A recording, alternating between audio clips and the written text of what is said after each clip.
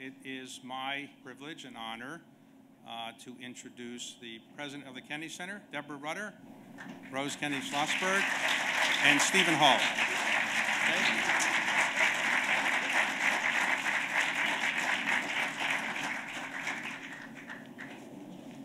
Okay. Ladies and gentlemen, please rise for the national anthem.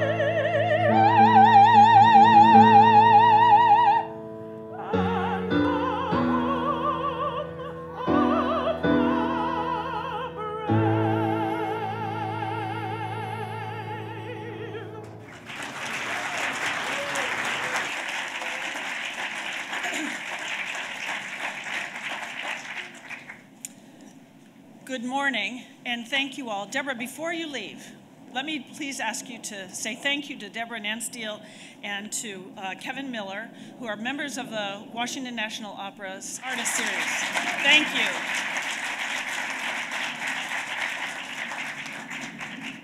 I also want to recognize the Watkins Elementary Ensemble.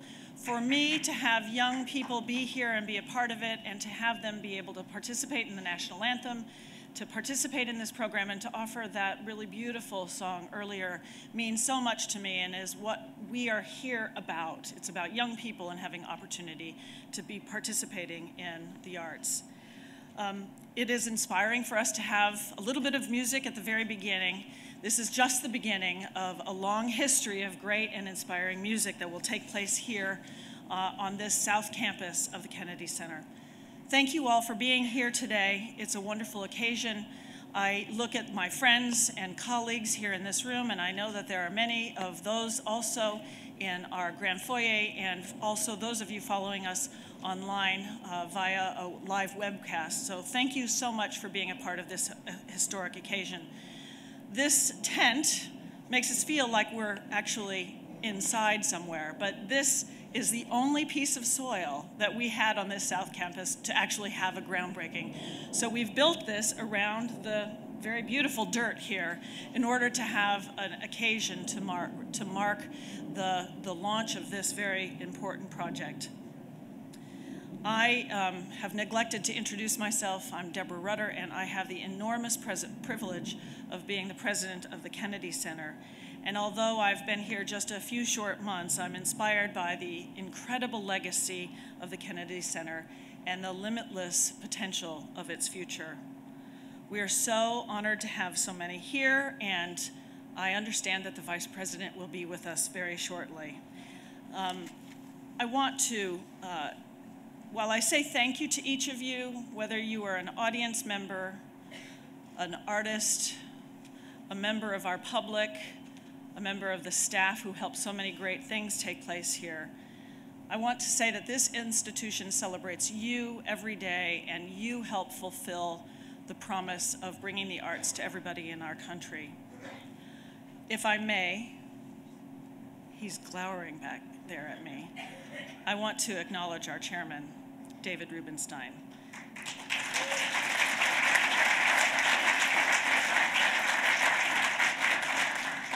David is an amazing chairman. He is a patron and a friend to the Kennedy Center. He is a good friend, a partner, and a role model for me personally. David goes out of his way every single day, I think 23.5 hours of every day, to help us here at the Kennedy Center and all across this country. You can only talk about David in superlatives: the most generous, the most kind, funny, selfless, supportive. I know I speak for everyone in this room and around the country to say thank you, thank you, thank you. Our heartfelt appreciation to you, David, for what you do here at the Kennedy Center and for our country.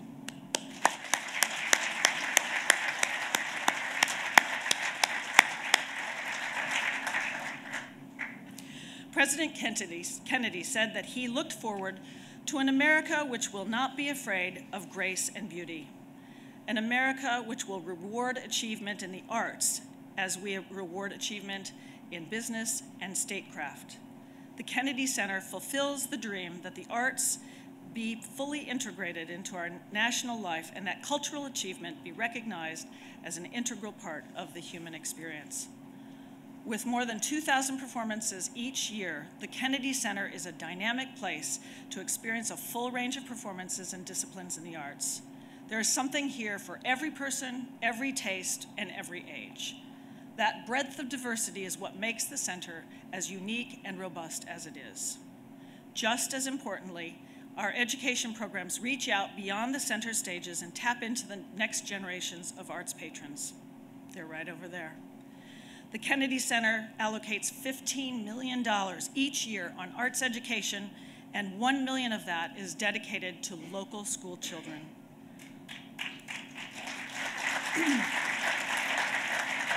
I'm really proud of that legacy, and I hope that the new space will actually accentuate that over time. Today, we break ground for an historic expansion of the Kennedy Center's facilities.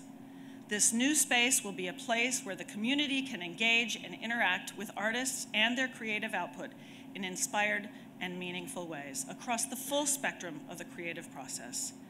It will also create a park-like setting for our southern exposure and provide a long overdue connection to the Potomac River and to our friends in Georgetown. It will, most importantly, bring us much closer, every day, much closer to realizing the mission of the Kennedy Center. That mission, to which we aspire every day, demands that the Kennedy Center be at the center of cultural life in our nation. It expects that we reach out as broadly and as deeply as we can to bring the very best of the arts to the citizens of this great country. And it compels us to honor the implicit joy that defines authentic art. In closing, there are so many people to recognize, but I think it's especially appropriate to recognize members of the Kennedy family. So I'd like to ask Vicki Kennedy, who is a member of the Board of Trustees and a deep and dear friend of mine and everybody at the Kennedy Center. Thank you for being here, Vicki.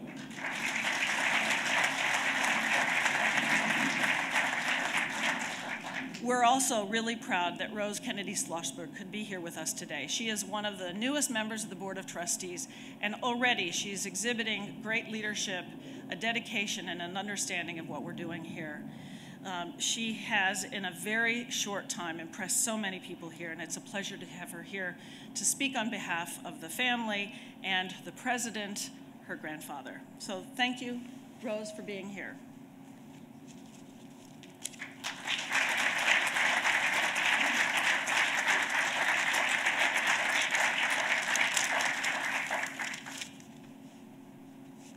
Thank you, Deborah.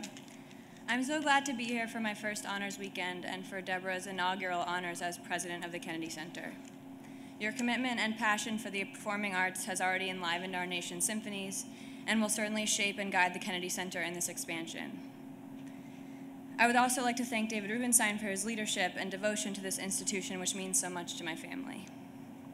Thanks are also due to the Board of Trustees for their generosity and oversight of this project. We are here to celebrate the expansion of the Kennedy Center from a performing arts stage to a place where new things can be dreamed up and practiced and perfected. This new building will provide much-needed rehearsal space for the artists who perform on the Kennedy Center stages. President Kennedy once said, when speaking of the poet Robert Frost, that the artist's working life is marked by intense application and intense discipline. My grandfather's profound understanding of the creative process is reflected in the construction of this building. Rehearsal space will encourage artists to take more risks and reach new heights.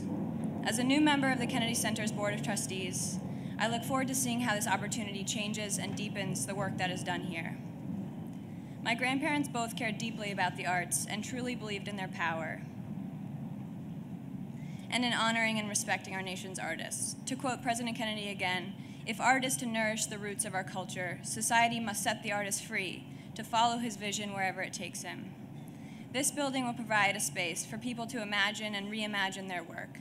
It is an exciting demonstration of how institutions can support the artistic exploration that it takes to get to the polished end product. I thank you all for being here today, and I'm glad members of my family are here as well to continue to support the Kennedy Center as an extension and embodiment of my grandparents' vision for America. My grandparents believed that American civilization had come of age, and they transformed the White House into a stage for our nation's greatest performing artists. They recognized that in order to demonstrate our full commitment to freedom, democracy, and the human spirit, our nation's capital needed a world-class performing arts center. After my grandfather's death, my grandmother and my great aunts and uncles worked tirelessly to build and sustain this center, and my generation is proud to continue their commitment to excellence. The Kennedy Center and its performances of music, dance, and theater, and its education programming across the country does so much every day that we can be truly proud of. It is my privilege now to introduce the chairman of the Kennedy Center, David Rubenstein.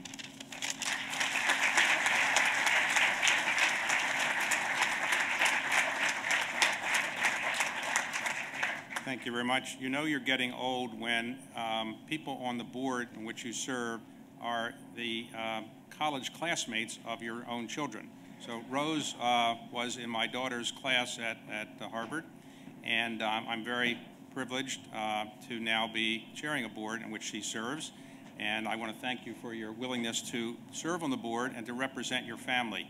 It is the National Cultural Center, but it's obviously named the John F. Kennedy Center for the Performing Arts, in part because John Kennedy really had a large commitment to the performing arts, and the family felt that this would be an appropriate living memorial to him. And many members of the Kennedy family have really worked very hard to make this an appropriate living memorial. So Ted Kennedy, Senator Ted Kennedy, served for 40 years on the board of the Kennedy Center. President Kennedy's sister, Jean Kennedy Smith, served for, I think, 43 years on the board. And Vicki Kennedy now, as you know, is now serving on the board and chairing our education committee. And now Rose Kennedy is following her mother serving on the board. So I want to thank the Kennedy family for all that they have done to make sure that this is a living memorial that does great justice to what President Kennedy stood for.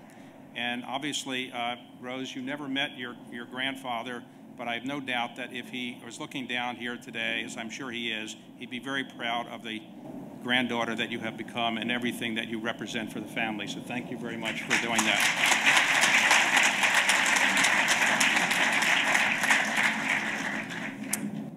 I also want to thank Deborah Rutter for the leadership she's already shown in just a few months here. She's made it clear that she's going to be a very effective leader. We had a terrific leader for 13 years, Michael Kaiser. He did wonderful things for the Kennedy Center. And I want to thank Michael publicly for everything he did to help get this ready to the point where we're going to have this edition. But Deborah has really jumped in and done terrific things for us. I can acknowledge everybody here and say everybody here deserves some special recognition. I really don't have time to do that. I would like to acknowledge one of my predecessors, Jim Johnson, who served as a chair and ably did so, and two people who served as acting chairs, Alma Powell and Elma Gildenhorn, are here. They did great jobs as leaders of the Kennedy Center, and we've had terrific leaders throughout the years of the Kennedy Center. You might say, why are we building a new building if the Kennedy Center is in such good shape as it really is? The Kennedy Center, I would say, really changed Washington. I wouldn't say it's fair to say it was a cultural wasteland before we had the Kennedy Center, but it wasn't in Washington a cultural mecca either. But after the Kennedy Center was built and opened in 1971, Washington's performing arts and cultural areas really grew, thriving around the Kennedy Center. And as a result, it really has become a mecca now for the performing arts, not just in Washington, but for most of the United States. Many people from the United States now come to Washington to see the Kennedy Center, to see events here, and we really lived up to the promise, I think, that the founders of the Kennedy Center had. So what do we need to do anything more? Or why do we need to build an addition? Well, everything needs to be refreshed a little bit. The Kennedy Center is more than 40 years old. We want to modernize it. We want to make it more accessible to people. We want to make sure that it's inviting to everybody to come, and we want to make sure we have young people coming as well and make them feel that they're welcome here. So many of the things that we have in this addition are going to do that. The decision to build a new addition was one that the Board of Trustees decided unanimously to pursue, but the question is, what are you supposed to do? What is it going to look like? And as you all may know, when buildings have been around a while, they become iconic. So the Kennedy Center, when it was first built, had some architectural critics who didn't think it was so wonderful. Now it's iconic. It's like the Eiffel Tower. When the Eiffel Tower was built, people didn't think it was so wonderful. Now it's iconic. So when you have an iconic building, you can't really change it dramatically, or you destroy the iconic image. So we decided to have a search committee, an architectural search committee, that would come up with an architect who had a design that wouldn't destroy the iconic image of this wonderful building, but also enable us to refresh the place, to modernize it, to open it up a bit. We considered some of the leading architects in the world, and we ultimately selected unanimously a person who had a vision that really made our breaths go away when we saw it. When we first saw the vision that the architect had that we selected, we said, well, this is beautiful, but can it be done? It's so different than what we would have expected. And in the end, we all came around unanimously to the view that this was the only vision that was appropriate to add to the Kennedy Center. And that vision was really won by Stephen Holl. Stephen Holl is an architect, but he's also an artist. And he's built some of the most wonderful buildings in the United States and around the world. He's won terrific awards. He's been regarded by Time magazine, said he was the best U.S. architect. He won a terrific award earlier this year in Japan, the Premium Imperial, which says he's one of the best architects in the world, and he clearly is. And he's put an enormous amount of time and energy into this effort, making certain that this vision that he has to create an addition to the Kennedy Center will fit within the iconic image of the Kennedy Center and do all the things that we wanted to do. And I really wanted to thank Stephen Holl and Chris McVoy for putting together the design and for enabling us to really feel very comfortable going forward. It does cost some money to do this, and we're very fortunate that we have largely raised the money to do this. And I want to thank Michael Nydorf, who's here, the chairman of our capital campaign, for twisting everybody's arms. And if your arms haven't been twisted yet, Michael will talk to you later today. But thank you, Michael, for everything you've done and your own generosity. And I want to thank everybody here who is committed to the capital campaign, because your generosity has made it possible for us to have this groundbreaking today. Now it's my honor to introduce the man who has designed this wonderful image you've seen, Stephen Holl.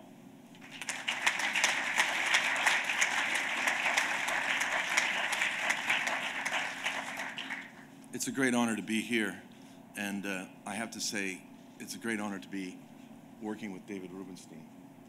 I'm very amazed that this process, since the competition announcement of our scheme winning, by the way, that same moment David announced I'm giving $50 million to this project, since that day, it's only been 2 years. And I'm very excited that this groundbreaking is happening now. And here you can see an image. Basically, you know, this is a living memorial to JFK. Unlike the Lincoln Memorial, which is a serene and beautiful place, or the Jefferson Memorial, these three memorials along the river, this is a living memorial. So what's really interesting is we're providing a lot of rehearsal spaces for this expansion. There are 3 pavilions bringing light and air down to everything that's below the grade. You can't really see the extent of it. It's all below the grade. So there's soaring spaces with light, all natural light. And that's going to be very important for the people that occupy it. There's access to the river for the first time. The first vision by Edward Durrell Stone had access to the building was on the river. But we're having a river pavilion that gives access for the whole public 365 days a year to the river. So this is going to be a very important place. Also, there's simulcasts, offering free simulcasts of the things that are going on in the center, on the back of that center pavilion there. That's going to be a wonderful place, free to the public. There's reflective spaces, gardens and pools, fountains, and there are 35 ginkgo trees for the 35th president, whose golden yellow leaves in that sacred month of November will be creating a kind of sacred grove. So for me, this is a work that's very important in my whole life, and I'm very, very thankful. But I have to say one more thing about David. You know, an architect, it's one thing to get support, but then you have to deal with the contractor, and the contractor brings you all these schedules, and then they talk about delays and, you know, increases and this and that. So David calls the contractor on the phone and says, this project will open on Kennedy's birthday, May 29th, 2017. That's really a dream client. Thank you.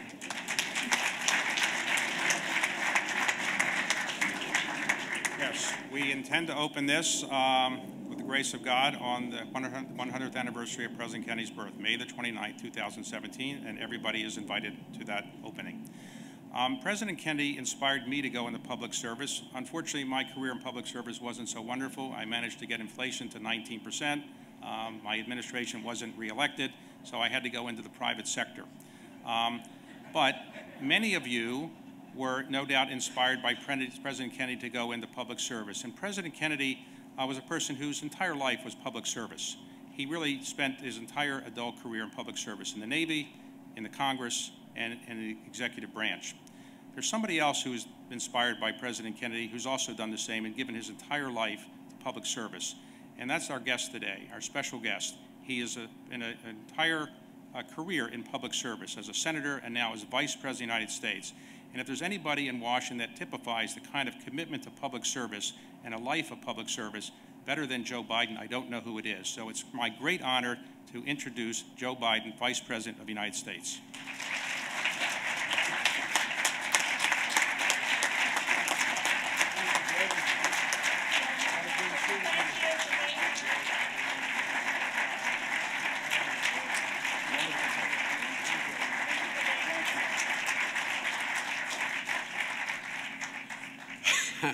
David, I noticed you got no sympathy when you said you had to leave and go to public life. Ladies and gentlemen, it's a great honor to be here. Deborah, it's good to see you again, and Rose, it's an honor to be with you. And Stephen, I was eavesdropping, hearing you speak behind the door, and if anybody can get the contractors on time, I'm sure this guy can do it for you. Thank you for what you're doing. And Jim Johnson, wherever you are, I can't see in the light out here, but as a good friend, and David referenced him, has done a great job before David. And David, thank you for that introduction. You made an astounding, incredibly generous commitment to renew and revitalize this iconic institution. What's become over the last 50 years the cornerstone of American art and culture, the Kennedy Center. But those of you who know David are not surprised. Like so many important projects, it helped define us as a nation and reinforce our values, from restoring the iconic Washington Monument to fighting cancer to funding thousands of children in higher education to this center. Much in this town would not have happened recently, David, without you. So thank you very much for all you do.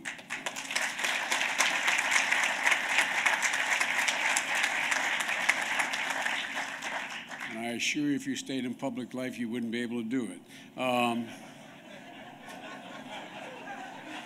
So some of us are happy you didn't stay.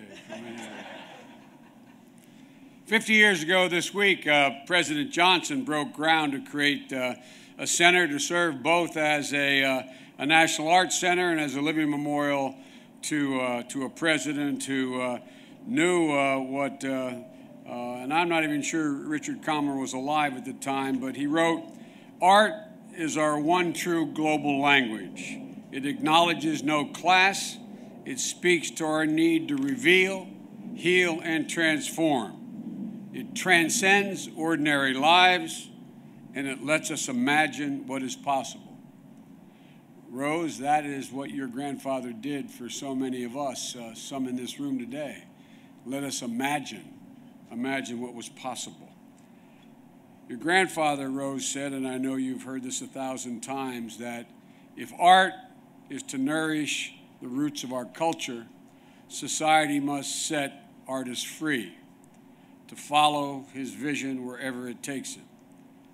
David, the vision that you and the architect have come up with to expand and improve upon this great center, space for arts education programs and rehearsals, as well as interaction between artists and audiences. And as a matter of fact, as described to me, the public will literally be able to watch from outside what is happening inside. This new vision, in my view, is bound to inspire the imagination and creativity and awaken in scores of young people we've yet to come to know a yearning and a talent many of them do not even realize resides within them. I think what's going to happen here, I think it was Picasso who said that all children are artists. The problem is how to remain an artist when he grows up. I think that's what this is about. I think that what you're doing today will help solve that problem of keeping children who are artists being able to grow up and remain artists. So on behalf of all those tens of thousands of children that are going to come and learn and be inspired by what you're about to do, we should say thank you. On behalf of all Americans, I want to thank all of you for keeping, revitalizing, and how can I say it, reimagining what this living monument can be. So on behalf of all Americans, thank you, David. Thank all of you who are making this possible. And may God bless you all, and may God protect our troops. Thank you.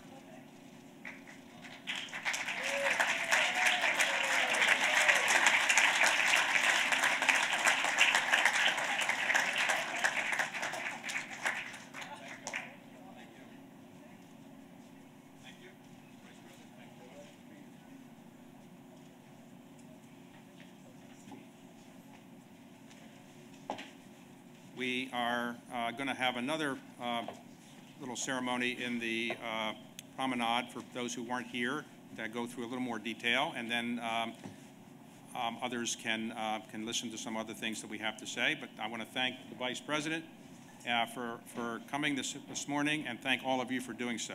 Thank you.